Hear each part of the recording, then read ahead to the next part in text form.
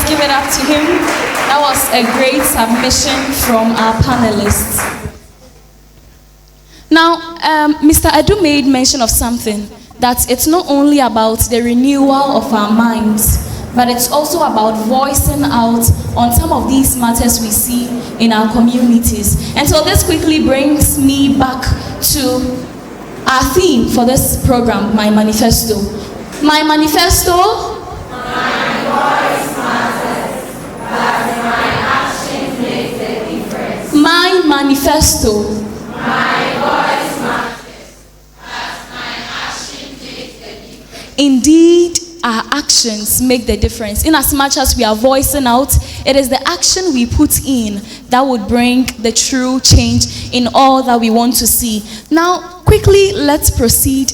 My next question is, I've been born into Africa for like 20 years of my life, and I compare this continent to other continents. What do you think is making Africa backslide in terms of progress? Because considering in terms of progress how other continents are doing, Africa seems to be at the back. Africa seems to, it looks like we go up a bit and we come back again. And so what is that one thing that is making Africa not really progress as the other continents are doing? So Mr. Cosmos kindly starts for us. Thank you so much for the question once again. I'm on the subject of Africa and why it's not being the best that it could be. Now, I would want us to know that one thing on the earlier question that I should have added was change is situational. In the sense that, please pay attention, in the sense that wherever you are, if you want to contribute to a larger change, you would have to start wherever you are. If you want to contribute, you are saying that the president is not doing this right, the governors are not doing this right, the DCs are not doing, they are not making the roads, they are not paving way for right things to be done to society, amenities are not being provided. What have you done in your home? What have you done in your school? What have you done in the places that you get to find yourself on a daily basis? Those things that you do there, they do contribute and aggregate onto the larger change that we want to see. Now, the only problem that I have with Africans, including myself, I believe that the panel here and everybody that is out there, is that we do not have the will to go.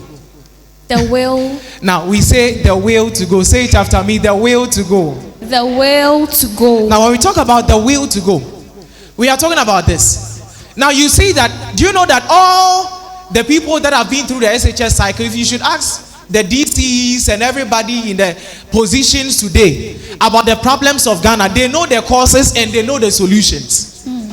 Do you know that? They are aware. All the ministers of state, they also study social studies and they know causes and solutions to road accidents. They know causes and solutions of drainage problems, isn't it? But then why do we still face them? It is because we do not have the will to go. What is the will to go? It is to take the first step. Even if nobody supports us, it is to take what? The first step. Even if no one supports us. Now in the SHS, by the grace of God, I happen to be the senior boys prefect. That's nice. Now, as the senior boys prefect, one thing that happened was that in my year, there were lots of prefectorial, in fact, haphazard things happening and then things that were going wrong. And one thing that I feared at that time is my prefects were engaged in whatever wrongdoing that I was supposed to voice out. Okay. So I just had two options. It was either I join them or I become the odd one, the enemy. And you know what? When I chose, after reminiscing and after taking considerations on certain things, I chose to be the enemy. And the wonderful thing was that as I chose to be the enemy, with time, those that were supposed to be my enemies were rather joining me up. Wow. What happened? The only thing that happened was that I had the will to do what? To go. To take the first step, knowing that whether they join or not, I want to see change, and so I begin as an agent of change. So one problem that I identify about Africa is that we know the problems, we know the causes, we know the solutions, but we do not have the take the first step to action. Wow, wow, wow, wow, great. You know, the will to go, how he explained it, has made me remember something. It is historic. We know about it. Who has heard of Nana Yasantua here? everybody, we learnt it. Yasantwa, the Queen Mother of Ejiso, who took the first step. As our panelist, Mr. Cosmos said, he said the will to go is to take the first step to bring a change. We all know that she took the first step. She made a bold decision to lead the war, even when men were running away. So I think this is very historic, and we can all look at the life of Nana Yasantwa and bring some of these changes in our communities. Thank you so much, Mr. Cosmos. Mr. Mallet, what are some of the things you think Africa is lacking, and because of that we are just going down the drain and not really progressing as much as the other continents?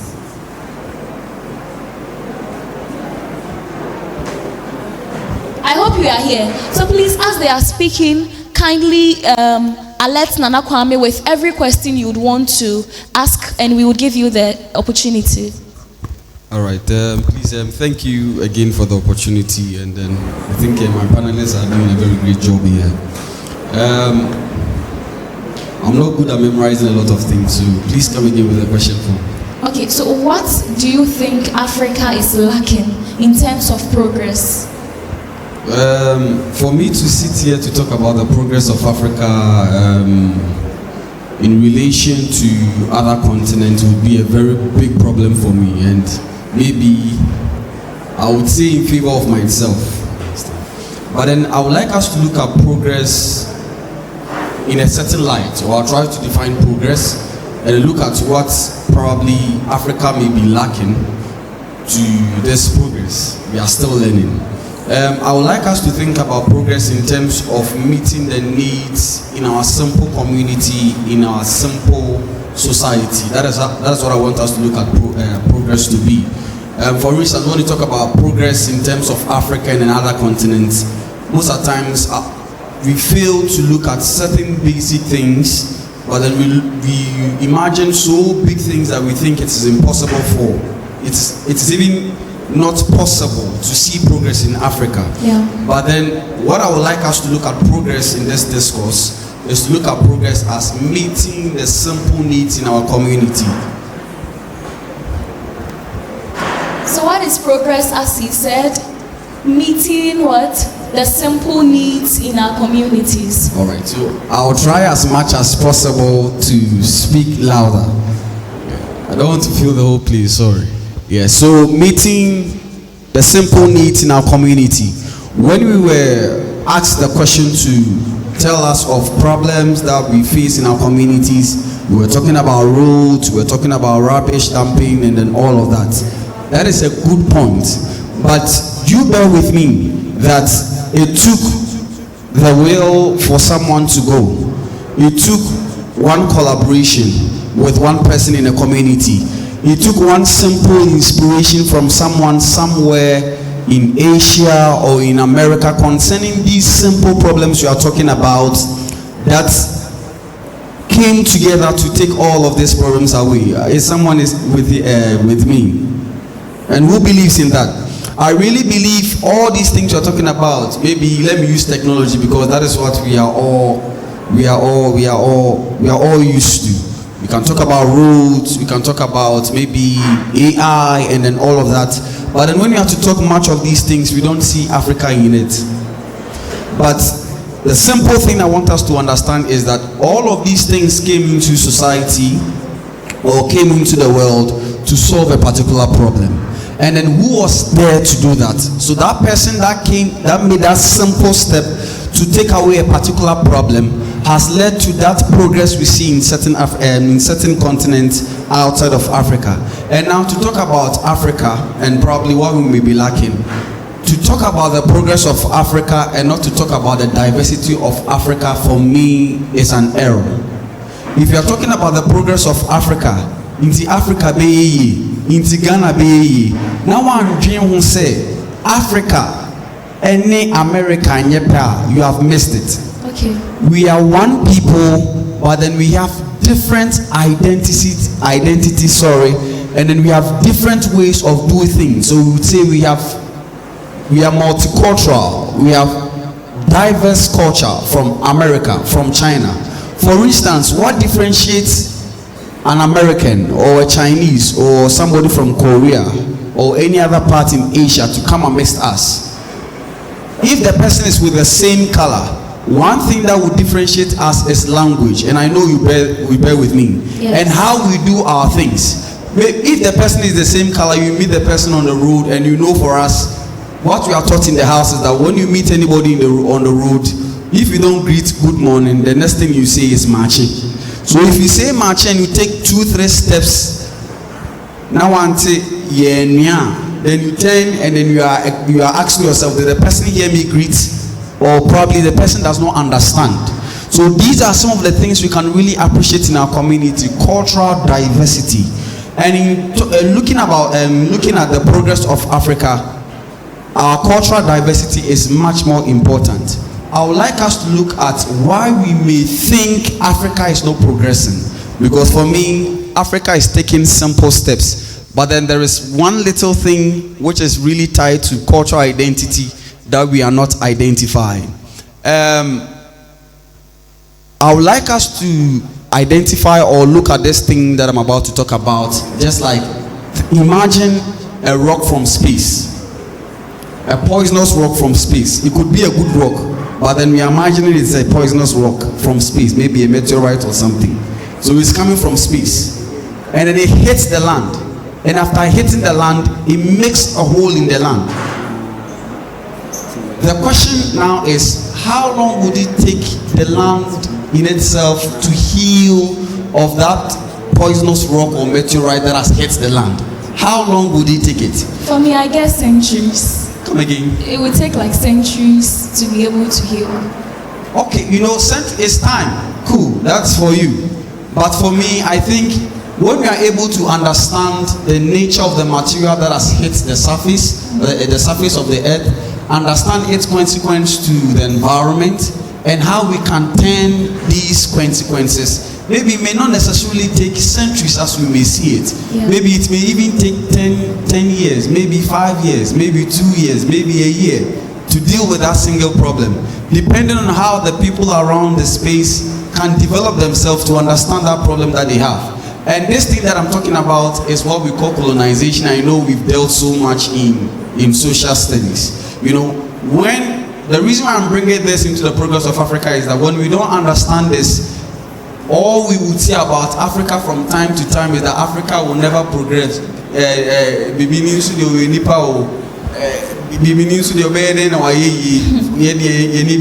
Some people even say that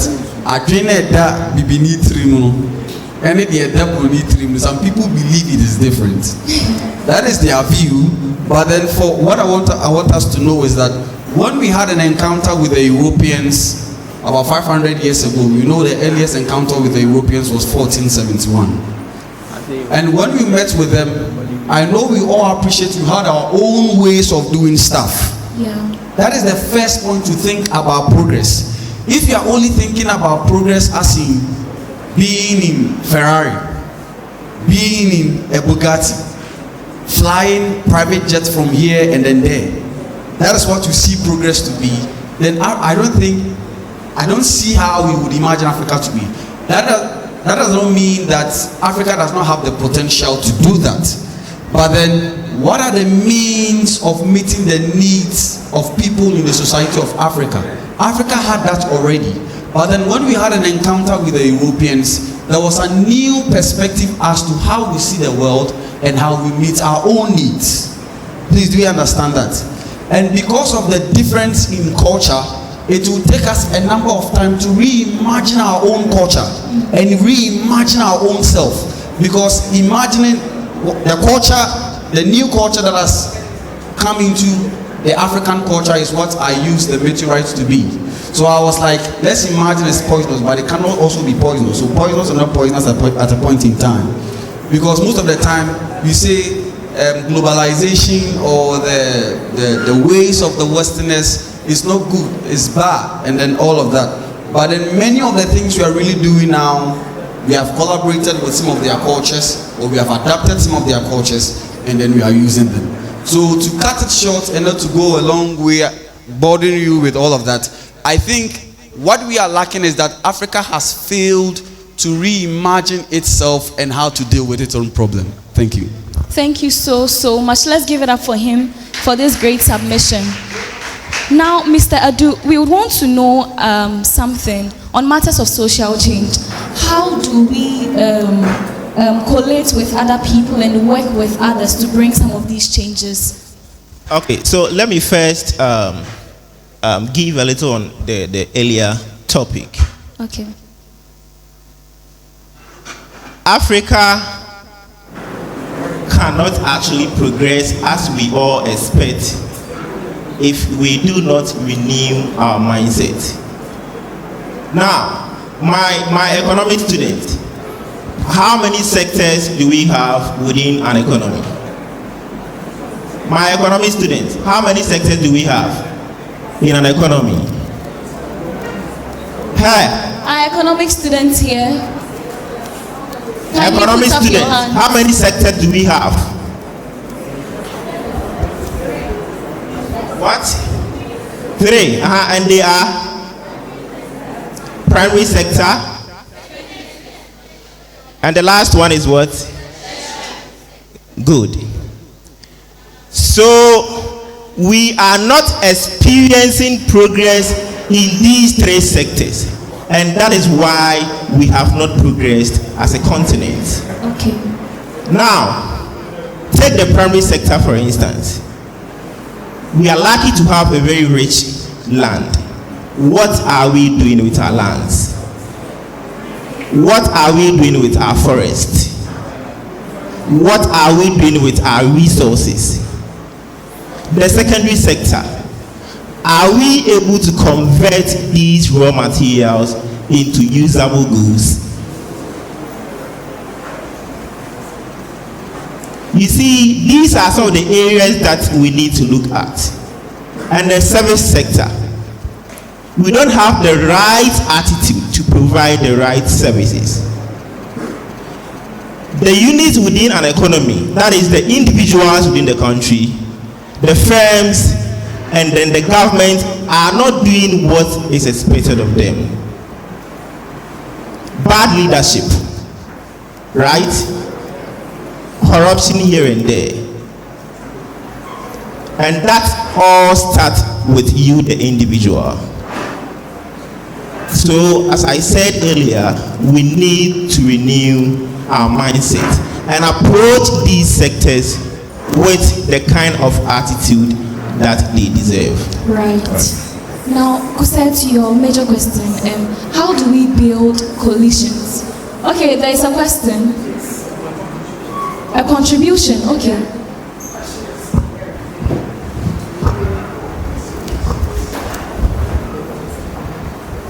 Thank you very much. From all what the panelists have said, I've come to realize that society begins with an individual. For every society, it began with an individual. So as an individual, let's take this school for example. There are numerous problems in the school. But looking at the equation, where do you stand? As a student, as a teacher, as whoever involved in this school community, the problems in the school, are you part of the solution or you are part of the problem? Or you are nowhere, you don't care about anything. As we speak now, we are talking about progress. You can make progress if you add up quantitatively and qualitatively. But this society, what I've realized is that a student will take a chair outside to go and wash. When he finishes, he leaves the chair there, the rain will fall on it. By the next day, it's broken down. So what are you doing to your society? The society you find yourself in. So if you want to progress as a society, then you as an individual, what have you been doing? When you drink sachet water, what do you do with the polythene? As an individual. So now you have to envisage a kind of society you want. You want a clean society. So that clean society begins with you. You want a school that is flourishing. It begins with you. The little that you came to meet, what have you done to protect it? Or you have also helped for things to degenerate. So everything for me begins with an individual. Brighten the corner where you are. Thank you. Thank you so much. So change begins with us. There are questions, so let's quickly have them. Please, wait, what you said change begins with us. And I'll take it for instance, we are students. And me, what I see to be the problem is that we the citizens in Ghana, we are not loyal. Okay. And we are also ignorant. The word ignorance comes with the unloyalty because we the students, we are the youth. And as we look to the population of our nation, it's we the youth who are very huge. The number of us is very huge. So the development of our country really depends on us. And by God's grace, we are all getting the opportunity to be in SHS. So I offering a government as one of my elective call. And I'm being told the laws and the rules and regulations of my country. It's me being the individual who is supposed to apply what I'm being told so that it will help my community to grow. For example, we are told to how to conduct yourself in your society. And it sometimes goes with what self is. So I am told to be respectful and also involved in economic activities. I am to participate in the economic activities and also be diligent to help. As a student, we are told to be very submissive to our leaders. And it's not every day that we watch from our teachers to come and teach us to learn. We have gotten the opportunities and the government has provided us textbooks. So it's me who has gotten the opportunity, need to read and imply what is in the book in my life to make the change of me. Because when your mom advises you and sees you like being abide by what she advised you to do, she begins to do what you wrote for her from her. That's what I want. Thank you so much. Do we have other questions? We want questions, please. The contributions can come at the latter part of the session. Questions? Now, I would quickly want to introduce somebody, one of our panelists in our midst. So we have with us here Mr. Elisha Supir. He is the former speaker of the KNUST SRC Parliament. Let's give it up for him. So as you see him right here, he is the former SRC Speaker of Parliament. And so some of you who are aspiring to be members of Parliament someday in Ghana or maybe in our public universities, after the program you can kindly see him, and I believe he can give you some tips on that. Now, Mr. Elisha, thank you so much for coming and you're warmly welcome. I have a question for you. You know, this session we are talking about matters on civic education and that solutions for a better community, patriotism and leadership. So we're talking about challenges we have in our various communities. Now, I would want to ask, the rest of our panelists have made a lot of submissions on other matters relating to that. Now, my question is, how do we build coalitions and work with others to achieve a common goal? How do we build like teamwork and all that and work towards achieving a common goal? All right, thank you very much for the opportunity. First of all, I would like to apologize for coming in late. Some circumstances beyond my control held me back there. Thank you very much for the opportunity. Yeah, so with regards to the question you asked, to me, it all boils down to passion and tolerance. Okay. If you want to initiate development and impact in your community or your jurisdiction, it boils down to how passionate you are in doing that and your commitment to doing that. And all can be categorized into something I call leadership. If there is bad leadership or if leadership that are supposed to lead the cause are nowhere to be found. All those impact and development will not work. Wow. And you see, I also want to say that leadership is a cause and everything is effect. If you want to promote development in the community, it all boils down to leadership. If you want to instill discipline in people, it all boils down to leadership. Okay. So we have to cultivate the spirit of leadership. We have to cultivate the spirit of commitment. We have to cultivate the spirit of tolerance, tolerating one another. Before you can form a coalition, before you can come together to work towards a common goal, you must first have one common voice. And that boils down to leadership. If you know how to navigate your way through that facet of the community you want to make impact on, maybe you want to do cleaning in the community. And if there's nobody that will get up and say, please, let's start cleaning. Nobody has the passion to say, please, let's be committed to this. And everybody sits down and says, oh, after all, I don't care. Yeah. You get it? It won't amount to anything. So everything boils down to leadership. And in my subsequent submission, I will talk more about leadership because that's the angle I want to move from. Thank you very much. Great. Thank you so much. If we have questions, let's quickly have them.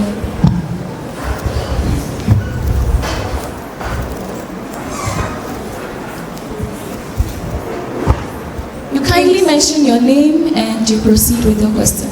Please, my name is Cognanos Esther, and I find general arts. Please, I'm not asking a question, but I'm adding something to it.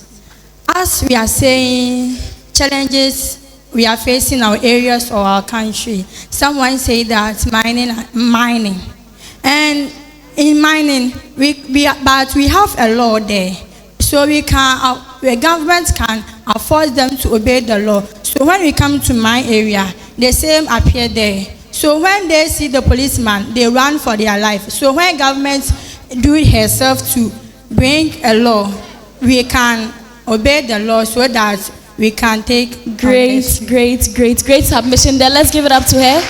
So it's all about enforcing our laws. We already have the laws, but how do we enforce them? And so by so doing, we know that the citizens would follow it if the laws are enforced.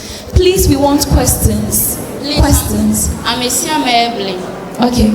Please, I stay at Kaswa, but I went to Western region and visit one of my mom there.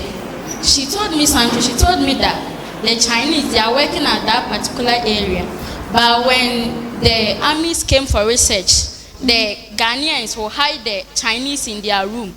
I really felt sad when she told me that. This and one thing,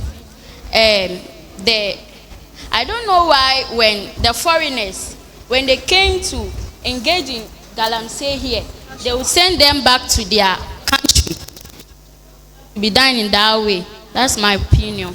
Okay, so thank you so much for that particular question. So to our panelists, why do you think that is happening? So all that our sister is saying is, in a community she found herself in, she realized some of the indigents of that particular community were helping to hide these Chinese galamseyers from the police people or from the army. So why do you think we ourselves are harming our lands and all that, tending to be the enemies of our own selves? Okay.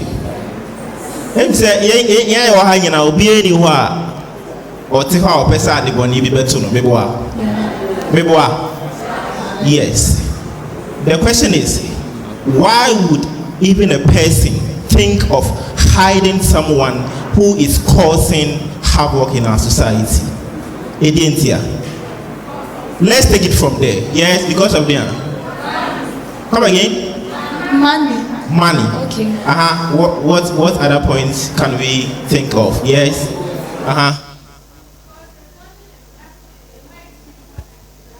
They do what? They value the whites more than their colleague blacks. Okay, that's a very good point. Yes, any other?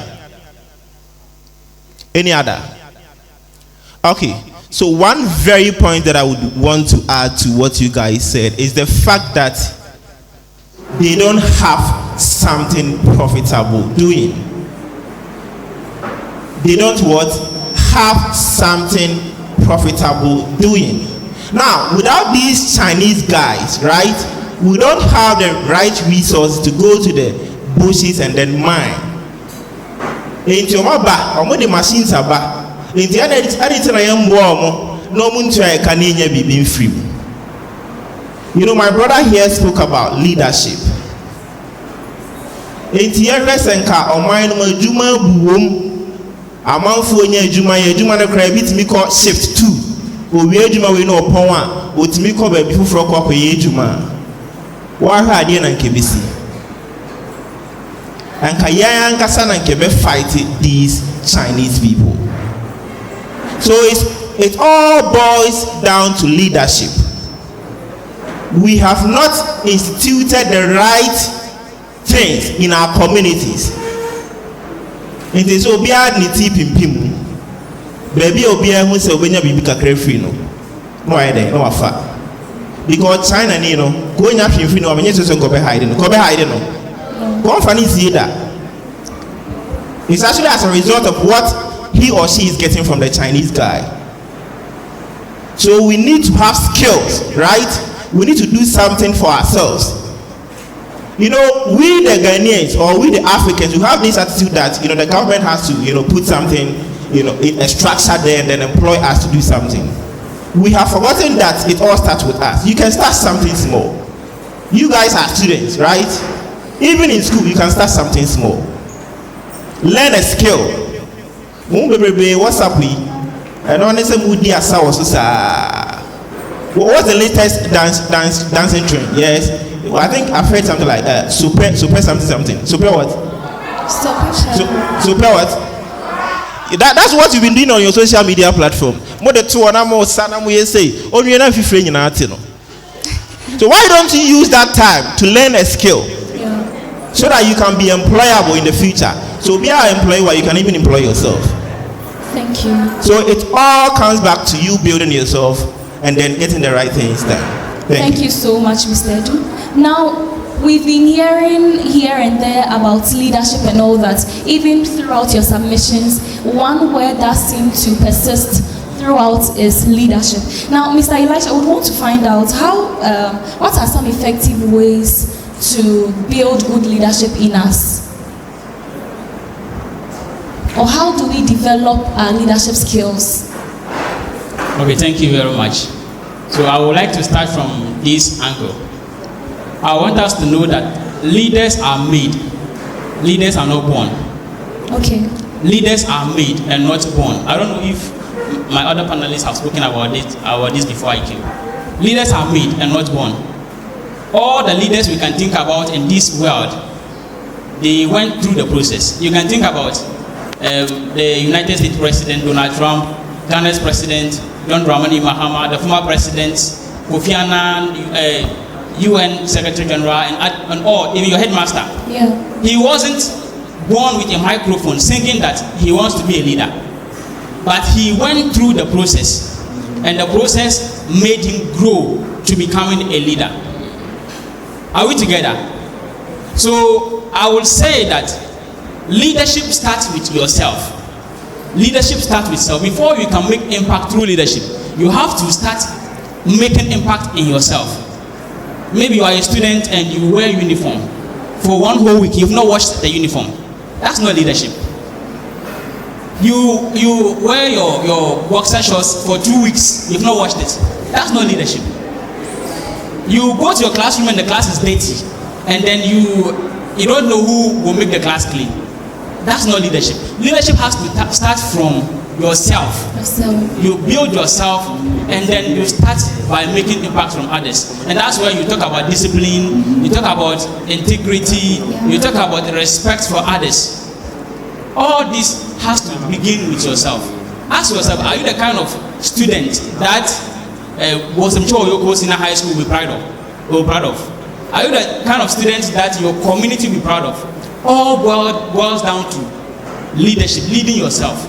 Are you ready to contribute in the success of Bosomtwe Oyoko Senior High School?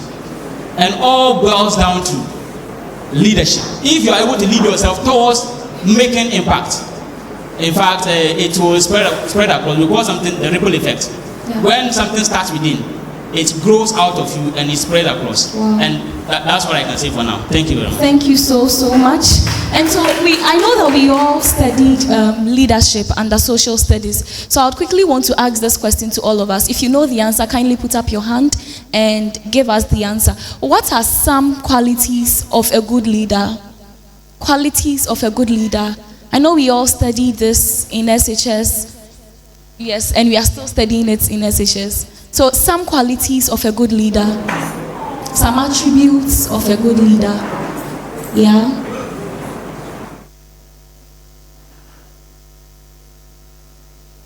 Hello? Yeah.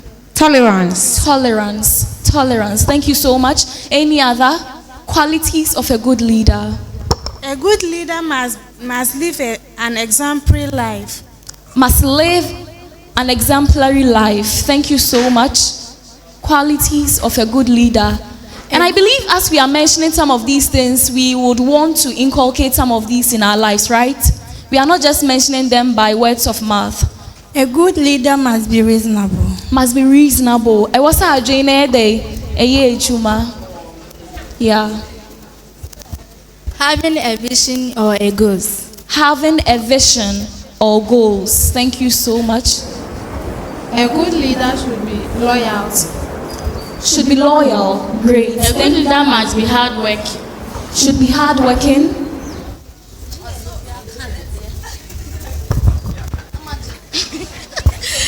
Vision. Should have a vision or should be visionary. And with this, I know that we can go on and on and on. Thank you so much for those great submissions on who a great leader is. Now, somebody talked about an attribute and it has just brought a question to mind. She said a good leader should be reasonable. And I'm just thinking about this. Can somebody who is mentally ill be a leader? Let's say the person is regarded as a mentally ill person. Can that person lead? Can that person lead? Who is taking up the initiative to answer for us? Okay, thank you so much. I would say that yes, that person can lead. A mentally ill person? Yes, please. Wow. Now, I see leadership in a different perspective. Okay. I see leadership to have the first impact on self. So now, if we are saying that, let's say, I am mentally ill or mentally not stable. Now, for me to even come to stability, I have to lead myself into that. Yeah. So leadership first begins with you leading yourself to take the right decisions and to act upon those right decisions you have taken for proper implementation. And when others see the impact you have had on self, they believe in your process and want to go by it. So a mentally ill person can be a leader if he wants to lead himself first. Thank you so much. That was actually just by the way. But I have this interesting question. One thing that is bothering we as Africans is that we tend to fight our own selves. As I said earlier, we are enemies of our own selves, in that our sister was even saying something that in her community, the indigents are rather helping these foreigners hide from the security personnel in order for them to carry out with their galamsey activities and all that. So my question is, what are some ways to overcome obstacles and challenges as a leader? Some ways to overcome obstacles and challenges as a leader. And with this, Mr. Mallet, kindly do us the honest. Sorry, I've already hijacked your mic. Okay, thank you so much, sir. I just wanted to say a little bit about a mentally ill people, deficient person being a leader. So that question is actually enlightening all of us who are followers so that we don't follow sheepishly. Yeah, if you are following me, yes, please. You know, the fact that somebody is a leader doesn't mean that we should follow the person like sheep. And I'm just giving you one example. There was a president in Africa here who just woke up one morning and made announcements on radio everywhere that all people who are disabled should report at the nearest police station Okay. for a special offer, not knowing he was going to kill all of them. Wow. Yes, they loaded all these people and then dumped them into a river in Africa here. That was Idi Amin. Before we realized that he was not sane, he has caused a lot of mess in the country. So as people, we should know people we are following, and then what they are telling us to do, we can also reason. Thank you very much. Thank you so much, sir. This is quite interesting, and I know it's a topic for a different day to be discussed. Okay. Sure. Yeah, so in my perspective, your question didn't differentiate whether a good leader or a bad leader. But a mentally ill person can be a leader, but what kind of leader should will he be? Exactly. In the midst of mad people, they might have somebody who leads them, who is a leader. The person is a leader, but is the person a good leader or a bad leader? Yeah. So your question should have come, can a mentally ill person be a good leader? Okay. That should have been the question. But for leaders, anybody at all can be a leader. But as to whether you are pushing for positive change or negative change, that's the center. Thank you. Thank you so much. So back to my question, Mr. Mallet. What are some ways to overcome obstacles and challenges as a leader? Please, thank you for the opportunity, but then I would like to ask which kind of challenges would it be? Because there are a lot of challenges or problems a leader may face depending on the circumstance or the situation. So if I can be helped with situation or certain circumstances. So generally, as a leader, we know that definitely you wouldn't have it on a silver platter in terms of implementing certain things and all that. So you definitely have challenges. It could come from your own people or it could come from external factors. So that's a clarification to that question. Okay, so what I will say about that is that one thing I see about leadership is that a leader may not know everything about what he is doing or all about the vision, probably because of time and the people he's working with. Because if a leader is looking forward that he works with his followers, he may not have an understanding of all of his followers all the time. So one thing I would suggest to erode or to deal with problems is for the leader to learn from the process. Okay. A leader should learn from the process. Mr. Cosmos, kindly add on to us. Okay. Thank you once again for the question. Now, in order to overcome challenges, I see the basic line of leadership to be drawn in the matters of diligence. Now, if a leader should be diligent to the cause that he himself has made for him or herself, I believe that the leader can overcome challenges. Okay, diligence. You know, the reason why you were a leader, the reason why you were born into society is that society is oriented towards problem and solutions. There is no society in this world that is okay with their present self. Yeah. Everybody, even the developed nations, would want to still see development, isn't it? Yeah. That means that the people that are present now should not just be like, I am in a developed nation or the country and so I am okay and I would not want to do something more for more change or more development. So I see that the basic line to overcome all obstacles is diligence. And what do I mean by diligence? It is 2 C's and 2 P's. I mean commitment, I mean consistency, I mean persistence, and I mean patience. Wow. Mr. Cosmos is teaching us something right here. He has given us the equation of diligence. Yes, please. I said it is the 2 P's and the 2 C's. The 2 P's and the 2 C's. Yes, please. So then it is consistency and then commitment, then persistence and patience. Great. These things will produce the results in overcoming challenges that we face as leaders. Thank you. Thank you so much. Mr. Edu, kindly give us the final submission on this topic. Okay. So, as a leader, you are bound to meet a whole lot of challenges. Personally, I believe the first thing that you need to do is to embrace the challenge. Do what? Embrace the challenge. Do what? Embrace the challenge. Accept the fact that there is a challenge. And then try to understand the challenge. What has happened? Challenge so employ the services of experts to explain the challenge in details to you. And then ask yourself, what are my options? Into your student, we a leader. As someone to why establish a business get to be.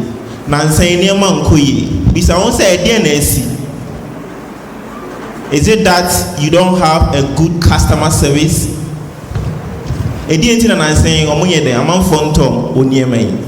So accept the fact that there is a challenge, understand the challenge, then you ask yourself, what are my options? At the end of it, challenge you, now it's likely that you're going to have a whole lot of options.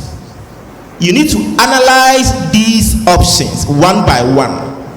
Into analyzing who say option we you say meet me solve it, but option we don't have the problem we are in.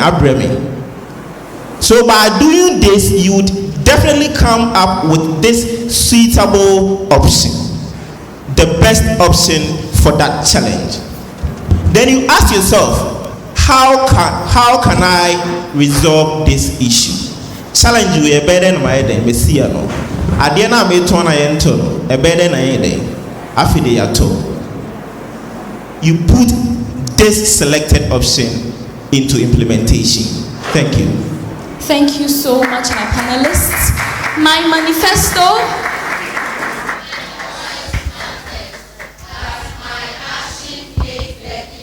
My manifesto.